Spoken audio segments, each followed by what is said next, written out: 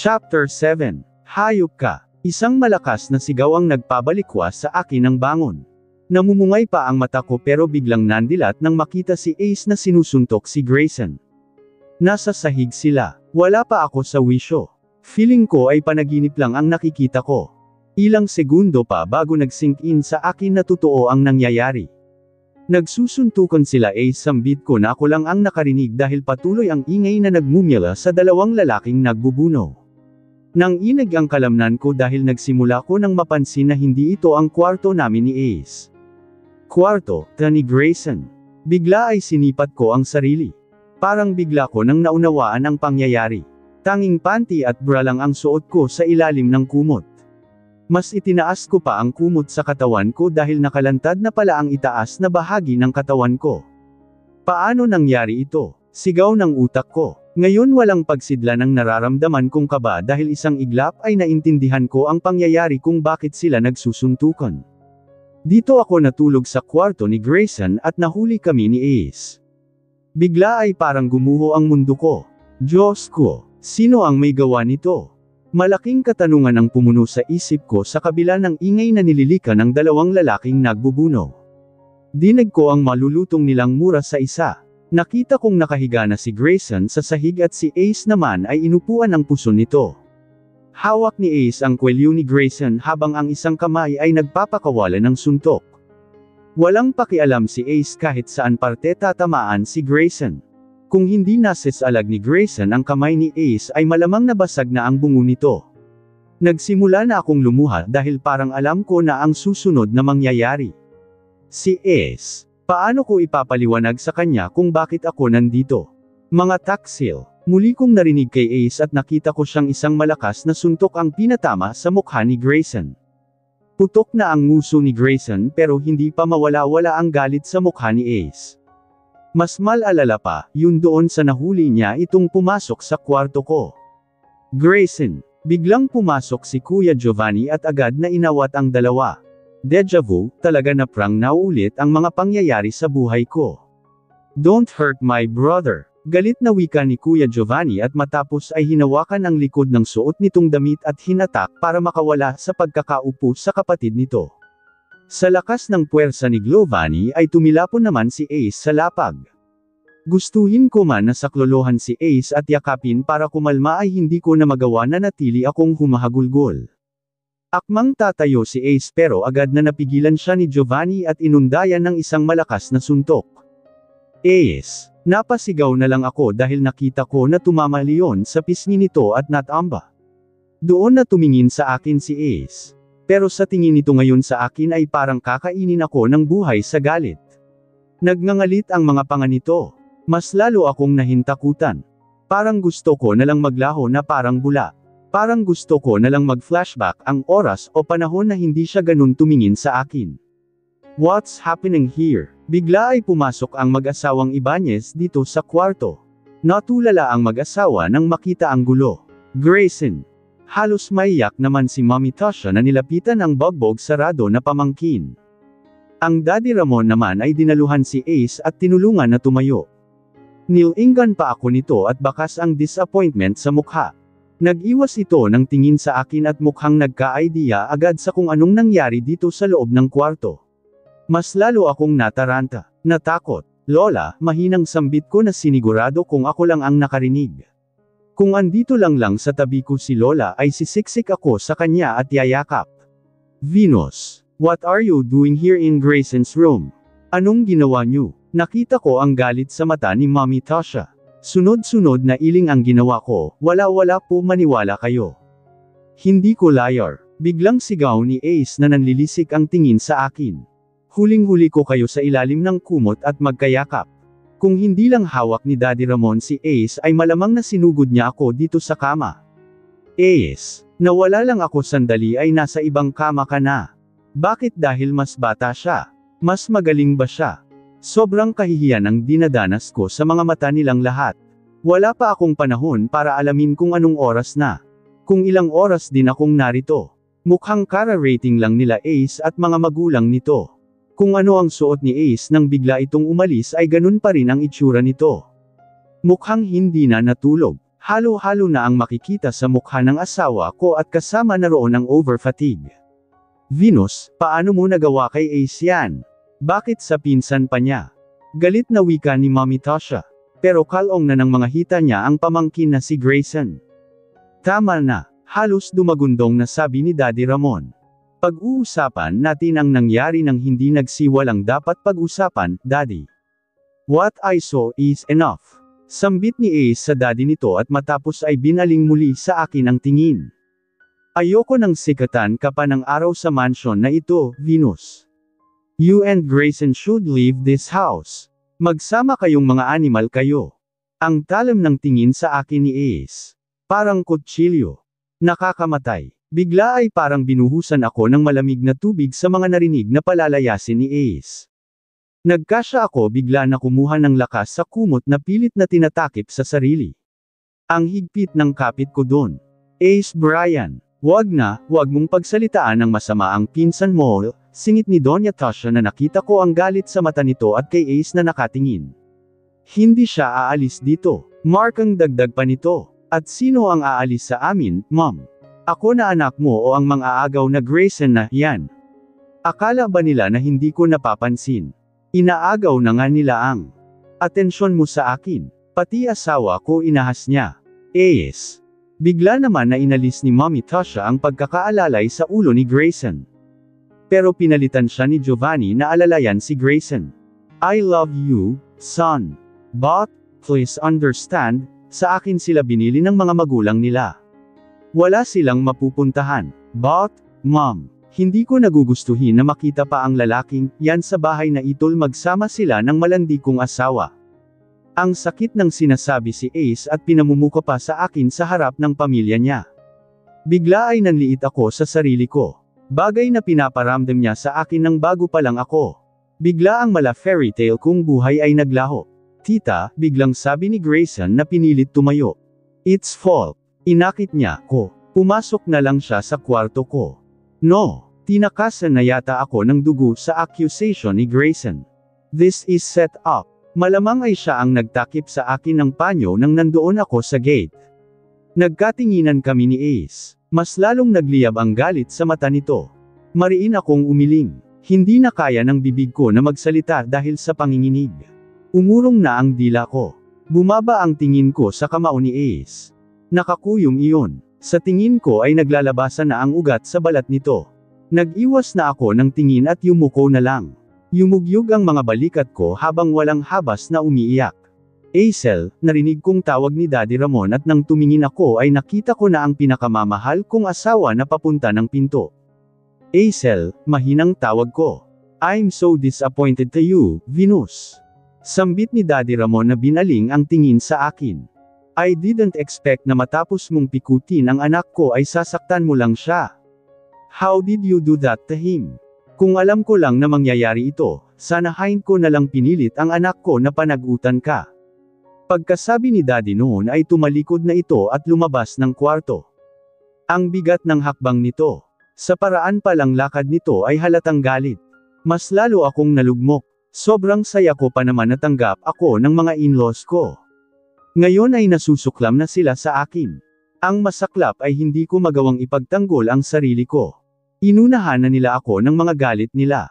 Binaluktot ko ang tuhod at niyakap ko ang mga braso. Yumuko ako at pinatong ang mukha sa mga tuhod. Doon ako umiyak ng umiyak. Humagulgol ako hanggang sa sobrang naninikip na ang dibdib ko. Tulo na ang sipon ko.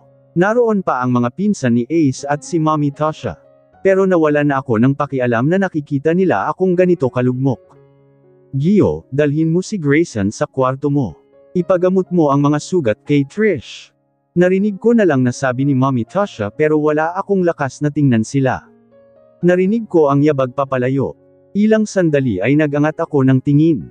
Nandito pa si Mommy Tasha sa kwarto at nagtama ang tingin namin. Blanca ang ekspresyon niya. Mommy, please maniwala po kayo. Mabuti at nalsetinig ko kahit garalgal ang boses ko. Hindi ko alam kung paano po ako napunta dito. May taong nagtakip sa ilong ko at nawalan na po ako ng malay. Maniwala po kayo. Mahal ko si Ace at hindi ko kayang saktan ang anak niyo. Tila walang narinig ang biyenan ko. Namagitan ang katahimikan. Just live, Venus. Sambit ni Mommy Tasha matapos ng ilang segundo na tinitigan lang ako habang umiiyak. Hindi man lang nagbago ang ekspresyon ng mukha nito at nanatiling blanka. Ilang saglit ay tinalikuran niya ako at lumabas ng kwarto. Naiwan akong mag-isa. Nagpatuloy ako sa pag-iyak, hindi ako makakilos sa panlalambot ng katawan ko. Ilang sandali ay may narinig akong mga ingay. Parang nababasag na kung ano.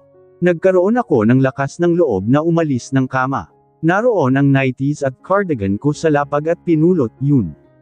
Pinunasan ko ang mga luha ko at nagsingga ng sipon doon sa damit at napilitan na isinuot, yun pagkatapos. Tiningnan ko ang oras at mag-aalas 4 na ng umaga. Diyos ko po, ang sakit ng ulo ko dahil sa labis na aglayek at puyat pa pala ako. Ilang oras lang pala ang tulog ko. Pero sila Ace at ang mga magulang nito ay puyat na puyat dahil kara-rating lang nila dahil sa pinuntahan nilang sunog kagabi. Tapos ito pa ang dadatnan ng asawa ko. Nasa piling ako ng ibang lalaki. Hayop na Grayson iyon at sinet up ako. Dahil ba may gusto siya sa akin? Niloko niya ako sa sinabi na iiwasan ako. Lumabas ako ng kwarto. Ang bigat ng paa ko. Hanggang sa makarating ako ng tapat ng pinto namin. Nakaawang iyon. Marahan kong binuksan ang pinto at doon tumambad sa akin ang magulong kwarto. Muli ay bumuhos ang luha ko. Nagwala si Ace. Ultimo ang mga closet namin ay tumamba. May mga bubog sa lapag. Ang mga unan namin ay nagkalat din. Nakaupo si Ace sa dulo ng kama at nakahawak sa kamao nito na puro dugo. Napatikip ako ng bibig. Ace, halos patakbo ko papunta sa asawa ko at gusto kong gamutin ang mga kamao nito. Don't come close to me, woman. Doon ay natigilan ako. Nagtama ang mata namin ni Ace. Mga 5 o 6 na hakbang pa ang pagitan namin. Ace, please maniwala ka, hindi ko alam kung paano napunta doon. Gumagaralgal ang boses ko. Isang hakbang ang ginawa ko at mas nangalit ang panga ni Ace. I said, wag kang lalapit. Hindi ako marunong mamisikal ng babae, pero hindi ko alam ang kaya kong gawin ngayon. Bigla ay natakot ako at natuod na lang sa kinatatayuan. Sa itsura ni Ace ay pati ako ay kaya niyang saktan. Sinet up aka, love. Please maniwala ka. Pinagsaklap ko ang mga palad at pinakita ang pagmamakaawa. Nagawa pang tumawa ng pagak ni Ace. Matapos ay naningkit ang mata nito. How can I believe you? Paano ko nga ba siya mapapaniwala? Pangalawang beses na ito. Paano? Hindi tuloy ako nakasagot sa tanong niya. Ang laking pagsisisi ko na inamin kong mahal kita. Dinurog mo ko, Venus. Umiling ako. No, hindi ko kayang gawin sa'yo, yun mahal kita, Ace, please maniwala ka. Get out of my sight, woman. Get out. Panipik. Nagmamadali akong umalis ng kwarto namin ni Ace. Kahit anong pagmamakaawa na makinig muna siya ay ayaw niya akong pakinggan. Naunahan na siya ng matinding selos at galit. Venus, anong nangyari? Tandang padamdam. Puno ng emosyon na tanong ni Ate Trish nang nakasalubong ko sa pasilyo papunta ng kwarto ni Lola. May dala itong first aid kit. Ate Trish. Tinakbo ko na ang pagitan namin at napayakap na lang ako sa babae. Ate, si Lola, nasaan si Lola? Patuloy na hagulgul ko. Sinubsob ko ang mukha sa balikat ni Ate Trish at agad na napuno ng luha ang damit niya. Venus, nandun pa sa kwarto. Baka palabas na. Anong nangyari? Kinatok ako ni Sir Giovanni. Gamutin ko daw ang sugat ni Sir Grayson. Naguguluhan ako. Ate Trish. Tanging sagot ko, wala na akong lakas na ulit-ulitin ay kwento ang nangyari kanina. Ang sakit lang ng mga binitawan na salita sa akin ng pamilya ni Ace. Lalo na mismo ng sarili kong asawa na hindi man lang ako binigyan ng chance na magpaliwanag. Naramdaman ko ang mahihinang haplos ni Ate Trish sa likod ko. Pero walang naitulong, yun para malbsan ang sakit na nararamdaman. Hoy, Trish! Narinig kong tawag ni Ate Gladys. Ano pang ginagawa mo? Baka mapag-alitan ka na nandito ka pa. Minamadali ka ni Sir Giovanni na umakyat sa kwarto niya. Humiwalay ako ng yakap kay Ate Trish. Tumingin ako kay Ate Gladys at nakita ko ang gulat nito. Venus, anong nangyari? Bakit namumugto ang mga mata mo? Diyos ko, dahil ba sa'yo kaya nagkasakitan? Naulit na naman ba? Panipi. Sunod-sunod na tanong ni Ate Glady pero ni isa ay wala akong masagot. Hanggang ngayon ay humihikbi pa rin ako. Alam ko naman na may idea na sila dahil nang nakaraan ngang suntukan nila Ace at Grayson ay alam naman nila ang nangyari na ako ang dahilan noon. Sige na, Trish. Puntahan mo na si Sir Grayson. Ako na ang bahala kay Venus. Ang sabi na lang ni Ate Glady. Ay nalaya na ako ni Ate Glady papunta sa Malls Lounge. Halos lantang gulay na ako nang pinaupo niya ako sa sofa. Iniwan niya ako sandali at nang bumalik ay may dala ng bottled water. Agad kong ininom yun at na-realize kung gaano ako kauhaw dahil naibuhos ko yata ang lahat ng liquid sa katawan dahil sa kakaiyak. Hinimas ako ni Ate Glady sa likod. Tumigil naman na ang pag-iyak ko dahil halos wala na akong mailuluha. Ilang sandali ay biglang dumating si Lola na mukhang natunugan na ang gulong nangyari sa mansion. Venus, apo, napatayo agad ako sabay salubong ng yakap sa pinakamamahal kong Lola. Siya lang ang tanging kakampi na meron ako. Lola, si Ace po. Hindi ko na naituloy ang sasabihin ko. Gumaralgal na kasi muli ang boses ko at tapos ay daig pa ang waterfalls ang pagdaloy ng luha ko. Naninikip ang dibdib ko. Niyakap ako ng mahigpit ni Lola. Ilang segundo nang naramdaman ko ang kaunting ginhawa sa dibdib sa ginagawang himas ng matanda sa akin. Kasabay noon ay naramdaman ko na yumuyugyug ang balikat ni Lola at sumisinghot. Umiiyak din ang lola ko at dinadamayan ako sa sakit na nararamdaman. Kambal na ang bituka namin ni Lola na kung ano ang nararamdaman ko ay ganun din siya. Glady, tawag ni Nanay Aim na biglang pumasok sa loob ng maid's lounge. Magpunta ka muna sa kusina para mag-asikaso para sa breakfast mamaya. Agad naman na sumunod si Ate Glady sa utos. Oras na kasi ng trabaho at ganitong oras ay alam kong abala na ang kasambahay sa kusina. Nanay Aim, pwede po bang hiramin ko muna si Lola kahit sandali? Pagmamakaawa ko sa mayordoma. Sige, Venus. Nagkakagulo pa ang pamilya nila Doña Tasha sa tingin ko ay hindi rin sila makakapag-agahan ng maaga dahil sa nangyaring sunog sa kumpanya. Tsaka nagkagulo pa pala kayo sa itaas kanina, liwan ko muna kayo, Lisa, pagkalmean mo muna si Venus at patulog in. Tsaka ka na tumulong sa gawain. Kami muna ang bahala sa kusina. Nagpasalamat ako sa pag-intindi ni Nanay Aim sa kalagayan ko. Kung hindi lang din siguro busy na ang mga tao ay nandito silang lahat para pag-usapan namin ang mga nangyari. Pinatahan muna ako ni Lola. Ilang minuto pa ang lumipas bago ako nakapagsalita ng maayos. Doon ako nagkwento sa bisig ni Lola. Pahinto-hinto ako magsalita, dahil kada statement ko ay bumabalik ang sakit sa dibdib ko kung paano nila ako ayaw paniwalaan. Hindi ko na rin sinabi lahat ng masasakit na salita na narinig ko mula sa kanila, na pati kay Daddy Ramon ay may natanggap akong masakit na salita. Panigurado na kapag narinig, yun ni Lola ay sasama ng gusto ang dibdib nito.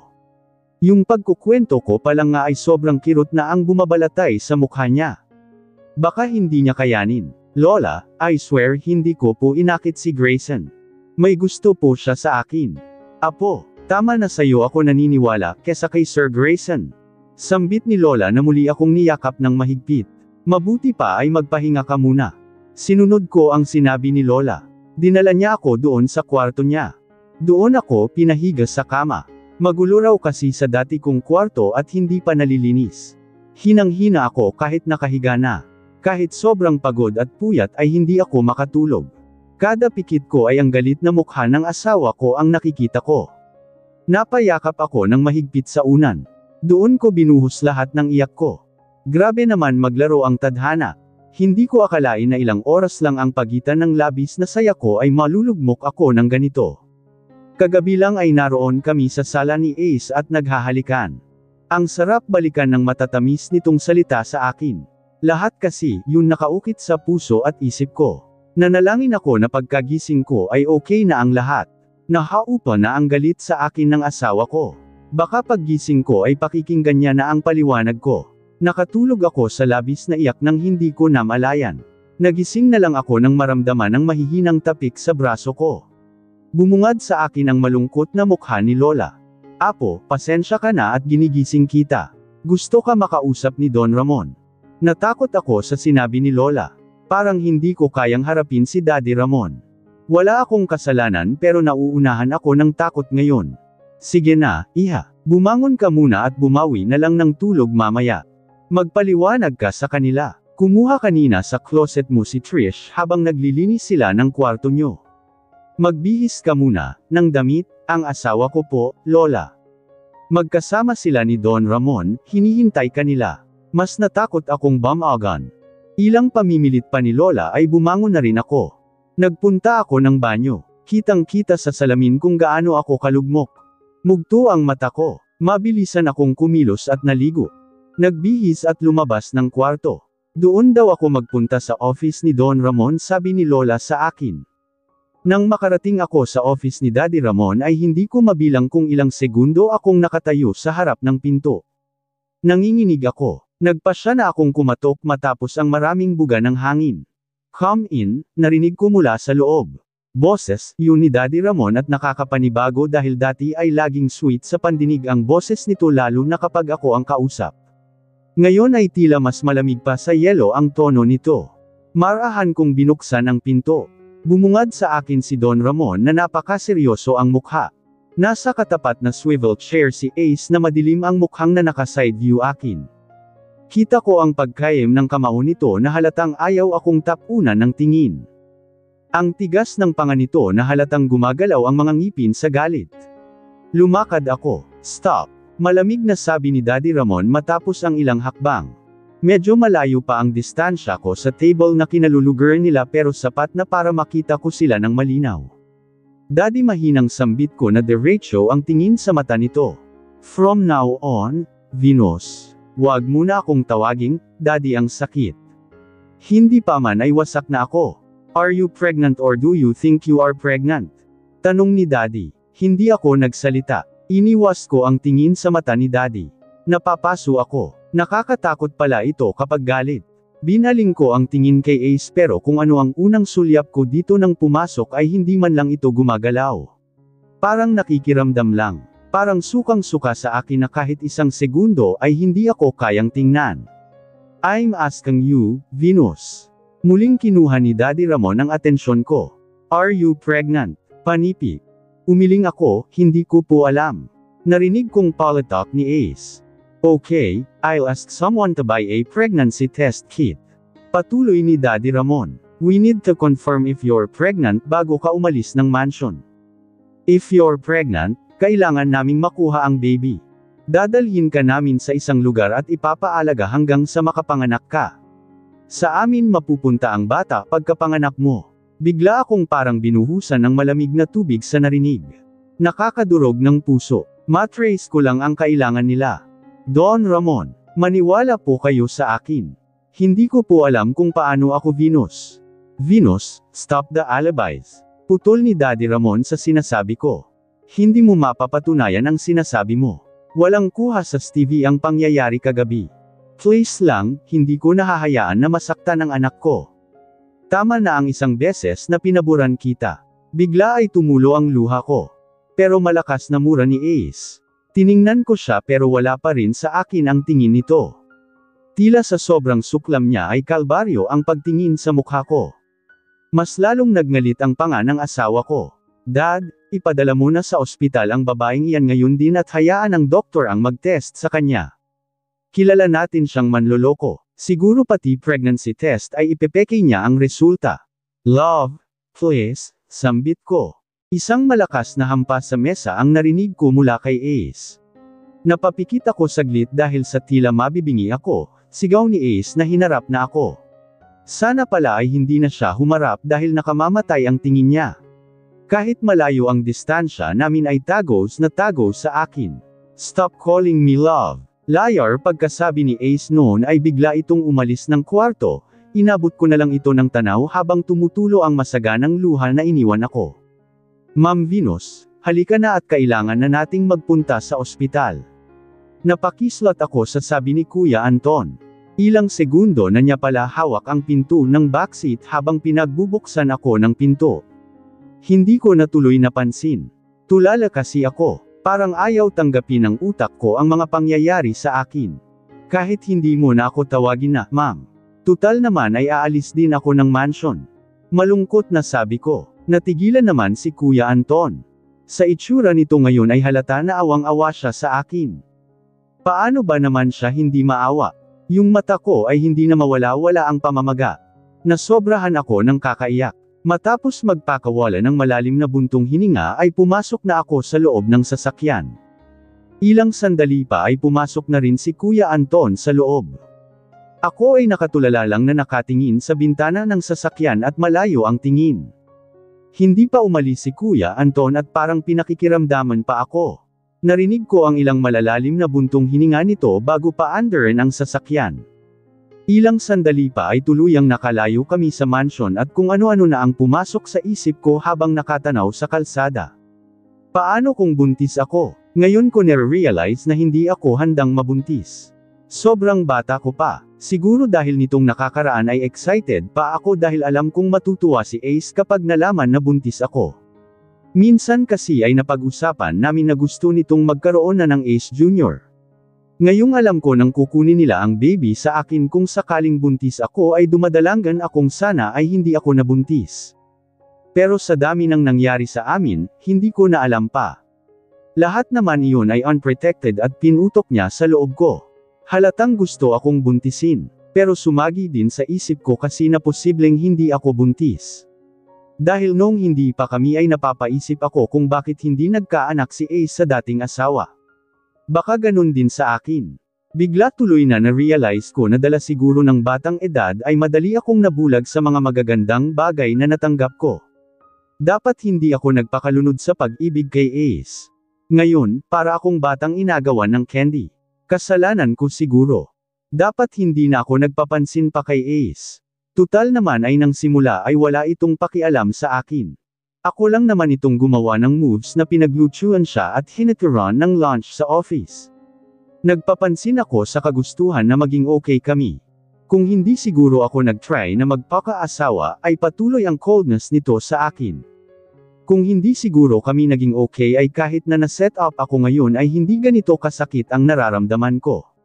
Sana hindi na lang kami nagkaroon ng happy memories ng asawa ko para hindi na lumalim ang naramdaman ko. Sana hindi na lang niya ako minahal. Sana, pero minahal niya ba ako? Kasi kung oo ay bakit kahit magmakaawa ako dito na pakinggan ako ay hindi nito magawa? At saan naman ako pupunta pagkatapos kong umalis ng mansion? Magiging pabigat na naman ako sa nanay ko. Tapos si Lola. Paano kung pati si Lola ay paalisin nila? Wag naman sana dahil walang kinalaman ang matanda sa mga nangyari. Wala nang mapupuntahan si Lola dahil mahihirapan pa siyang makisama sa mga manungang. Kaya nga Slaya umalis sa poder ni nanay dahil hindi rin ito kayang makisama sa manugang nung nag-aaway na. Tsaka, mas gusto ni Lola na may sarili siyang pera kesa sa umasa sa mga anak niya. Venus, bigla akong nagulat sa tawag ni Kuya Anton. Nang binaling ko dito ang tingin ay nakabelang ito sa akin mula sa driver's seat. May hawak itong tissue na inaabot sa akin. Kumunot ang noo ko kung bakit. Napansin ko na nilibot ni Kuya Anton ang tingin sa pisngi ko. Nang hinawakan ko ang pisang ay puro luha na pala ako. Pati pala pag-iyak ko ay naging normal na lang at hindi ko nanuhalata. Kinuha ko ang tissue mula sa kamay ni Kuya Anton, salamat, Kuya. Inalis ko na agad ang tingin kay Kuya na binaling na ang atensyon sa manibela. Tumingin ako sa labas at nasa stoplight pala kami kaya nagawang abutan ako ni Kuya ng tissue. Malamang ay kanina pa niya ako pinagmamsdan mula sa rearview mirror. Hindi ko alam kung saan kami papunta. Hindi ko rin alam kung ilang minuto na ang nabiyahe namin sa dami ng tumakbo sa utak ko. Matapos kong panasan ang mga luha ay pinilit kong alisin muna ang mga negative thoughts sa utak para hindi na maiyak. Mahirap gawin dahil kahit anong pilit ko ay lagi kong naaalala ang asawa ko. Ramdam ko na lang ang gutom dahil hindi pa ako kumakain ng agahan pala. Matapos ko kasing makausap si Daddy Ramon ay sinabihan akong umalis na agad-agad para makapag-pregnancy test. Hindi man lang nila tinanong kung kumain na ba ako. Kung alam lang ni Lola na aalis ako ay siguro na nagpabaon man lang ito kahit sandwich para may makain habang bumabiyahe ako ngayon. Pero hindi, minadol nila ako. Sukang-suka na talaga sila sa akin. Ilang sandali pa ay nakita ko na ang building ng ospital. Wala pa man ay dumagundong na ang puso ko sa kaba. Ilang sandali na lang ay malalaman ko na kung buntis ako. Bawat minutong lumipas ay mas lalong nagpapatindi ng pag-aalala ko. Hanggang sa nag-park si Kuya Anton. Venus, nandito na tayo, mahinang sambit ni Kuya nang hindi man lang ako kumilos para magtanggal ng seatbelt. Wala akong nagawa kung hindi ang kumilos matapos ng ilang sandali. Lumabas na si Kuya Anton sa sasakyan. Umikot siya hanggang sa makarating sa may pinto ng kinauupuan ko. Binuksan niya yun at lumabas naman ako agad. Wala naman ang atensyon ko kay Kuya Anton at nakatingin lang sa building kung saan ako papasok mamaya. Sa laki noon ay parang maliligaw ako. Sasamahan naman daw ako ni Kuya Anton at tutulungan ako sa paghahanap ng OB. Narinig ko ang malalim na buntong hininga ni Kuya Anton kaya nilingan ko siya. Venus. May gusto sana akong sabihin sa'yo. Pero, wag mo sanang ipaalam na sa akin nang galing.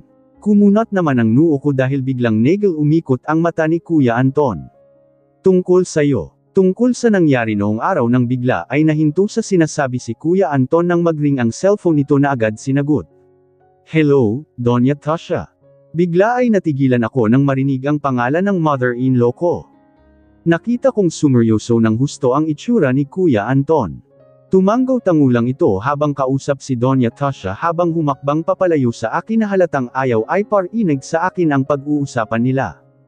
Ilang sandali ay muling lumapit sa akin ni Kuya Anton nang tapos na silang mag-usap. Halika na, Venus. Pumasok na tayo sa loob, hindi ba may sasabihin ka sa akin, Kuya?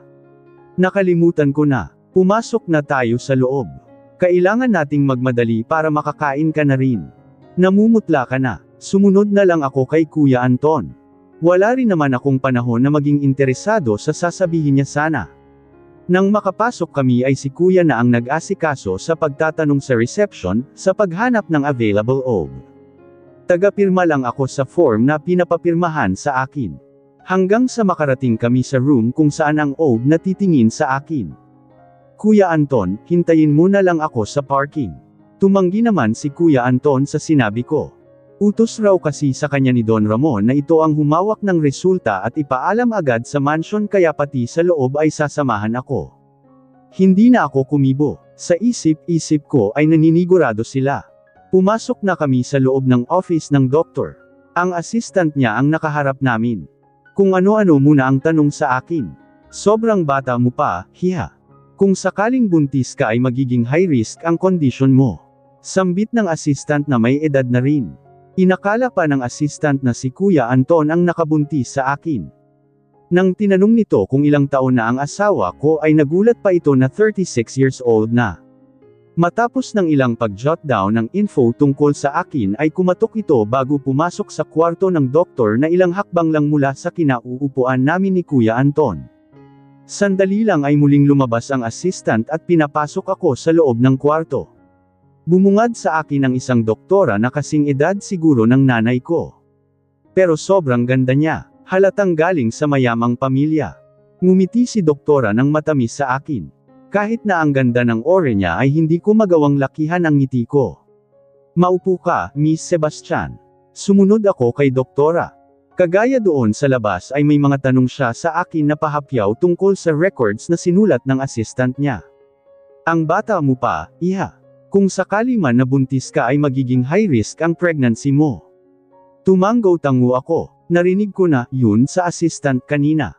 Dahil pinapaulit-ulit sa akin ay mas natatakot ako. Okay, iha. I will do the blood test. This is more accurate and will take, I think 2 hours para malaman ang result. Akma natatagilid si doktora at may kukunin ng bilga kung pinigilan ang kamay niya. Nagulat ito sa ginawa ko at kumunat ang noo sa pagtataka. Yes, hiha. Panipi. Duk, pwede po ba na kapag positive ang resulta ay palabasin nyo na negative? Lakas loob na tanong ko. Bigla ay nagtutubag na naman ang mata ko at nagbabadya ang luha.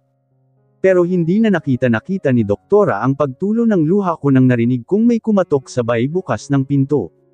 Doktora, excuse lang po, may kailangan daw pong kunin si Doc Laksamana sa inyo bago umalis.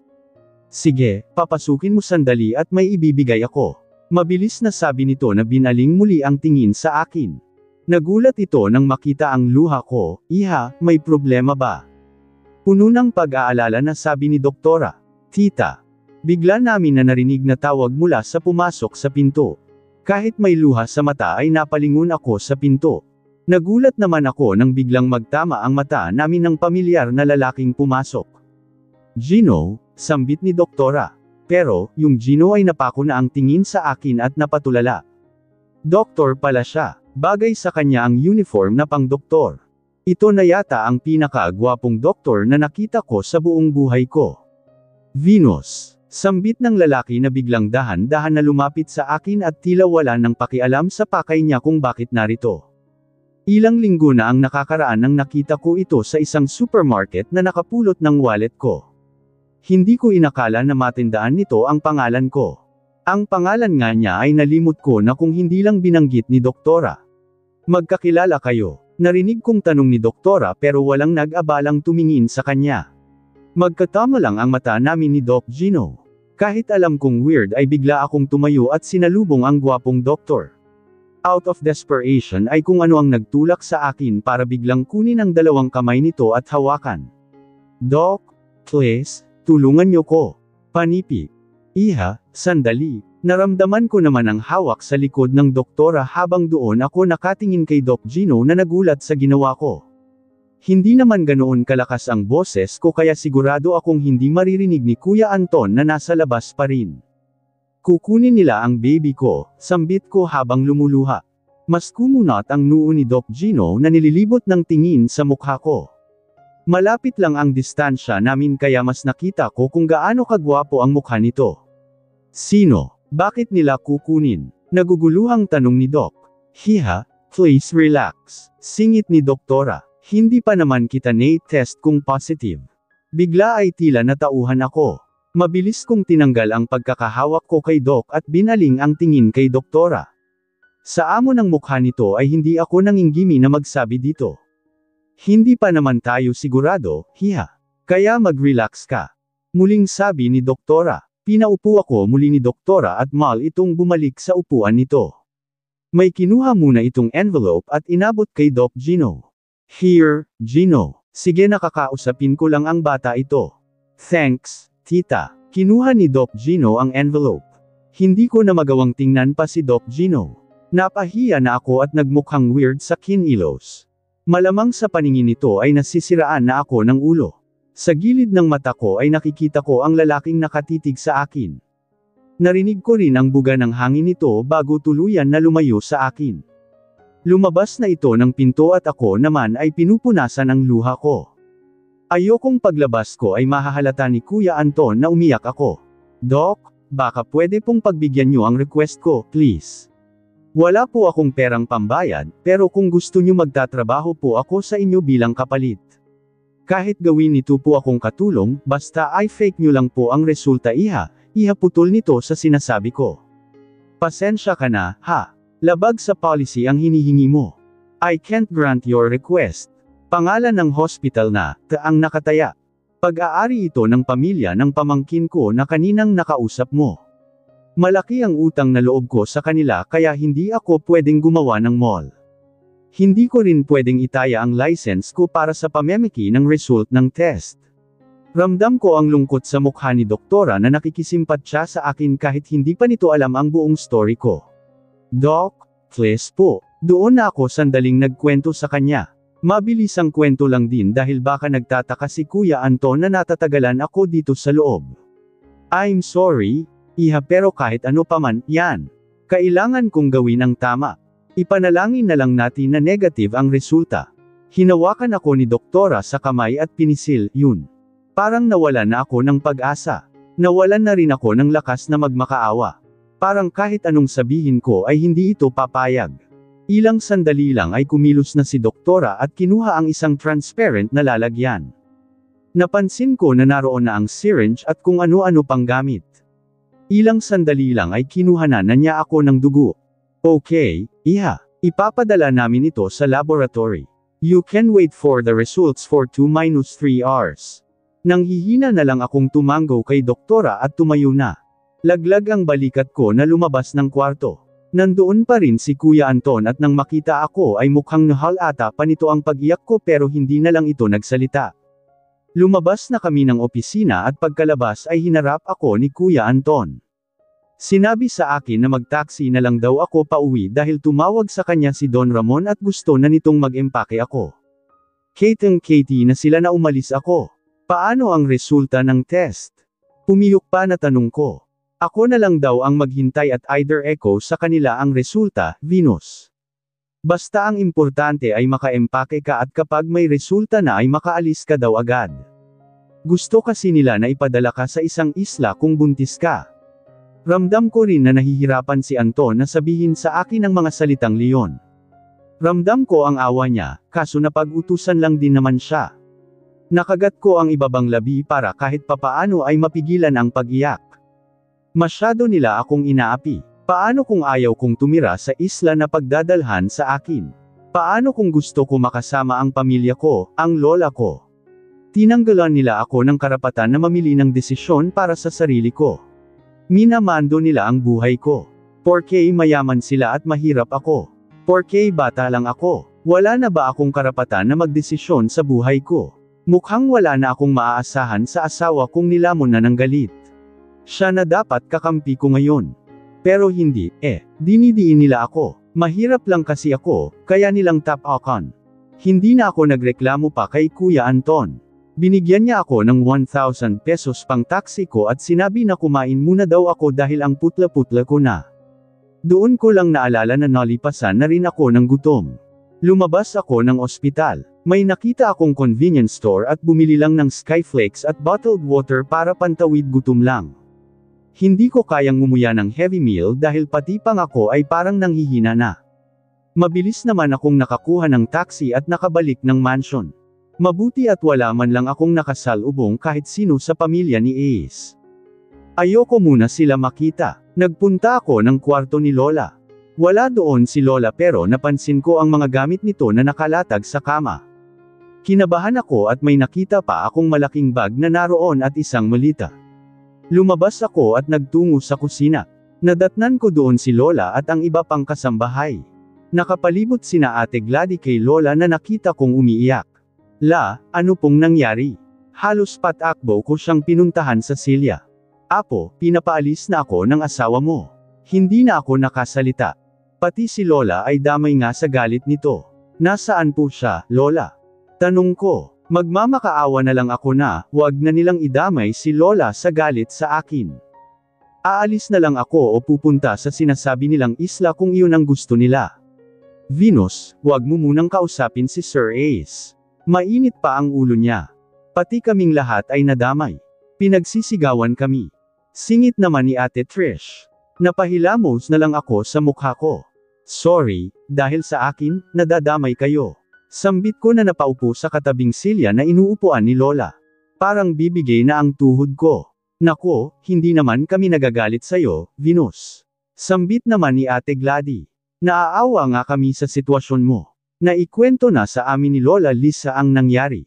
Mas naniniwala kami sa'yo. Baka patay na patay lang talaga sa'yo si Sir Grayson kaya gusto kanyang agawin. Alam naman namin na favorite siya ni Doña Tasha at siya pa rin ang kakampihan kahit gumawa siya ng katarantaduhan. Kita ko ang gigil sa mga mukha nila. Huwag na kayong masyadong magkwentuhan tungkol sa pamilya nila. Baka mamaya ay marinig pa nila tayo. Lahat tayo malilintikan. Saway ni Nanay Aim. Nagsitahimik naman ang lahat. Ate Gladys, paano ang mga damit ko? Venus, yung mga dati mong damit. Naroon sa dati mong kwarto. Yung mga bago mo kasing damit pinagsisira na ni Sir Ace. Grabe ang ginawa niya sa kwarto nyo. Halos lahat ng gamit ay wasak. Malungkot na sabi ni Ate Gladys. Napailing na lang ako. Mabuti pa at doon na kayo maglagi sa mga kwarto nyo.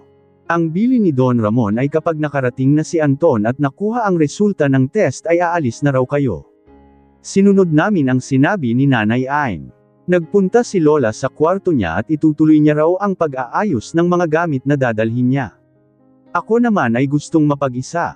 Sumalampak lang ako sa kama. Hindi ko man lang nagawang magpahinga kakaisip.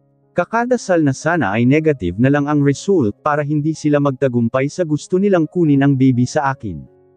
Lumipas yata ang 2 oras nang makarinig ako ng katok. Nang binuksan ko ay ang malungkot na mukha ni Ate Trish ang bumungad sa akin at sinabi na magpunta raw ako sa kwarto ni Ace. Dumating na ba si Kuya Anton? Tumango si Ate Trish. So, this is it. Malalaman ko na kung buntis ako o hindi. Imbes na excitement ay kaba ang nararamdaman ko.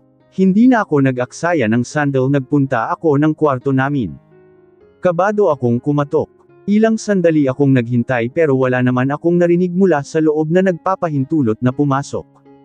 Binuksan ko ang pinto. Wala akong nakitang tao sa loob.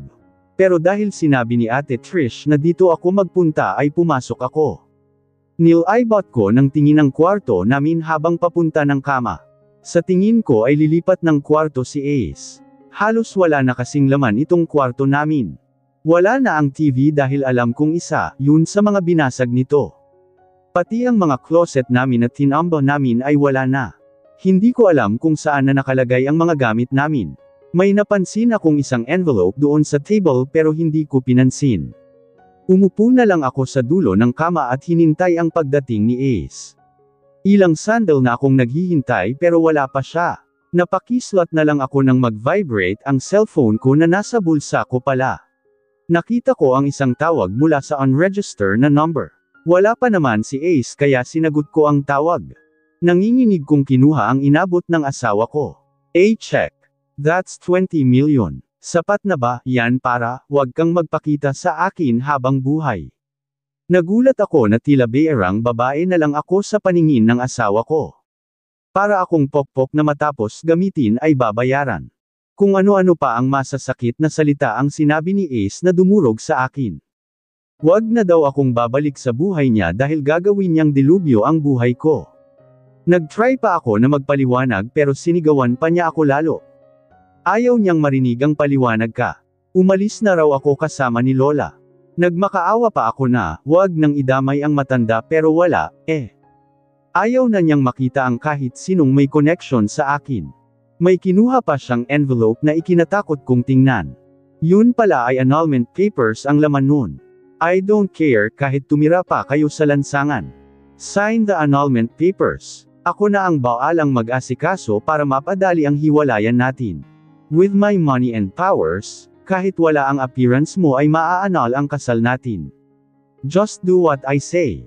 Don't ever come back. Sobrang diin ang pagkakasabi ni Ace. Bawat salitang binitawan niya ay tumarak sa puso ko. Ang sakit. Please, Ace. Tanging nasabi ko. Sobrang hinanon at hindi ko alam kung narinig niya. Nagsisisi akong pumayag na pakasalan pagkasabi noon ay tinalikuran na ako ni Ace at lumabas ng kwarto, iniwan na niya akong luhaan.